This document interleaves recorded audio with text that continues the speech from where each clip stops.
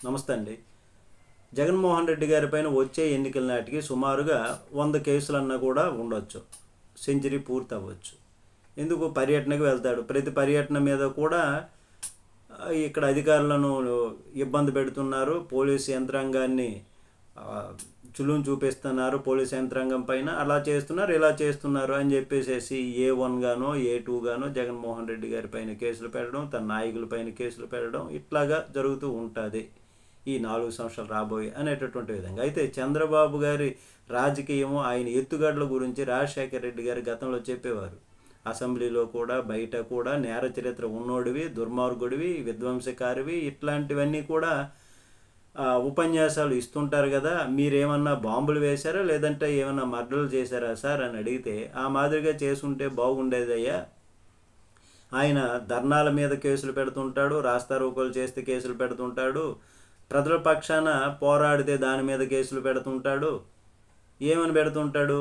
ప్రభుత్వ అధికారులను అడ్డుకుంటున్నారు, హింసిస్తున్నారు, వారిపైన విధ్వంసాలు చేస్తున్నారు, ఇట్లాగ భయపెడుతున్నారు, ఇట్లాంటివన్నీ కూడా ఇట్లాంటి వాటి అన్నింటినీ వాటిల్లో నాన్ బెయిలబుల్ కేసులు పెట్టి ఇట్లాంటి అన్నింటినీ కలిపి ఎన్నికల దగ్గర పడే సమయానికి 20-30 కేసులు అన్నా కూడా ఒక 30-40 కేసులు అవుతాయి కదా. ఆ కేసులు ఉన్నవాడు వీడు, నేర చరిత్ర ఉన్నవాడు వీడు అనేటటువంటి ప్రచారం చేయటం. ఒకప్పుడు తన పార్టీలో కూడా ఇట్లాంటి వారు ఎవరు కొందరు ఉంటే వారిపైన కూడా కేసులు పెట్టించి వారికి సీట్లు ఇవ్వకుండా చేశారు. ఆ తర్వాత దెబ్బతిన్న తర్వాత తెలిసి వచ్చాక ఇప్పుడు ప్రత్యర్థులపైన మాత్రమే కేసులు పెడుతున్నారు అని ఆయన చెప్పుకొచ్చారు రాజశేఖర రెడ్డి గారు. ఇప్పుడు కూడా సేమ్ టు సేమ్ అదే స్టోరీ రిపీట్ అవుతుంది అని అనుకుంటున్నారు. మరి ఇప్పటికే జగన్ నేర చరిత్ర ఉన్నోడు, 45 కేసులు ఉన్నాయి, విధ్వంసకారి, రౌడీ, గుండా ఇట్లాంటివన్నీ కూడా జనసేన వీళ్ళు దాని గురించి మాట్లాడారు. అసలు ఈడీ సిబిఐ పెట్టినటువంటి కేసులు 19. అయితే మిగతావి ఈ విధ్వంసకారి, ఆయన పాదయాత్రకి వెళ్ళేటప్పుడు ఆయన రాస్తారోకోలు ఇట్లాంటివన్నీ పరామర్శలకు వెళ్ళేటప్పుడు వచ్చినటువంటి కేసులు 2014, 2019 ఆ మధ్య కాలంలో జగన్ పర్యటన సమయంలో పెట్టినవి. మరి ఇప్పుడు తాజాగా 4-5 కేసులు ఇప్పుడు ఆల్రెడీగా పెట్టున్నారు. మరి ఈ లెక్కను చూసుకుంటే ఇప్పటికే హాఫ్ సెంచరీ పూర్తయింది.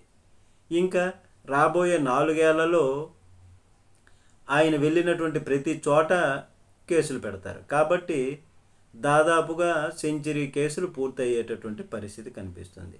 మరి అలానే ఆ వైసీపీ నాయకుడి పైన, ప్రతి నాయకుడి పైన, ఎమ్మెల్యే క్యాండిడేట్స్ పైన, అలాగే నియోజకవర్గ ఇన్ఛార్జీలు వారిపైన కూడా కనీసంగా ఒక 25-30, ఒక 40 కేసుల వరకు కూడా ఉండొచ్చు.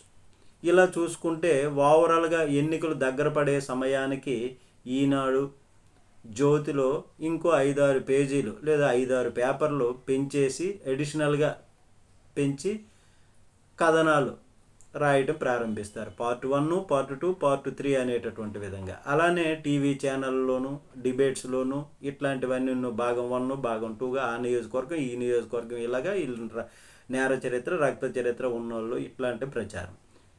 ఏంటి నేర చరిత్ర ఉన్నవాళ్ళు వీళ్ళంతమంది వైసీపీ అభ్యర్థులు, ఇదిగోండి 175 అసెంబ్లీ స్థానాలు అభ్యర్థులు, 10-15 కేసులు ఉన్నవాళ్ళు 10 మందే, 25 కేసులు ఉన్నవాళ్ళు 25 మంది, 50 కేసులు ఉన్నవాళ్ళు 50 మంది, 75 కేసులు ఉన్నవాళ్ళు 75 మంది, 100 కేసులు ఉన్నవాళ్ళు మిగతా వారు.